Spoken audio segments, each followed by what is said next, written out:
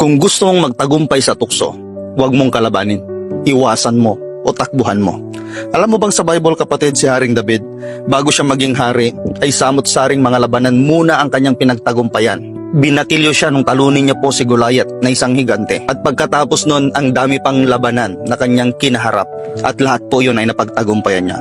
Pero pagdating po kay Bathsheba, natukso po siya at nag-commit po siya ng adultery. Ang buhay po ni Samson, mga kapatid, kung babasahin po natin ang Biblia, napakalakas niya. Kaya niyang talunin ang daan-daan ng mga soldiers, mag-isa niya lang. Pero pagdating po kay Delilah, siya po ay natukso. Nahulog po siya sa patibong ng kaaway. Pero si Joseph po na anak po ni Jacob, nung siya po ay maging alipin ni Potiphar, maging katiwala ni Potiphar, yung asawa ni Potiphar gustong tuksuhin si Joseph. And take note po, mga kapatid, si Joseph po ay kabataan noong araw.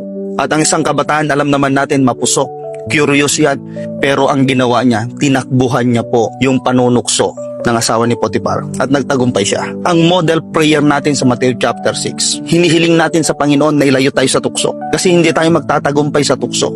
Mas mainam na tayo lumayo sa tukso, kapatid. Dahil meron lang akong nag-iisang kilala na nagtagumpay sa tukso kahit harap-harapan na siya'y tinutukso. At yun ay walang iba kundi ang ating Panginoong Hesus na napagtagumpayan niya ang lahat ng panunukso ng dyablo ng harap-harapan.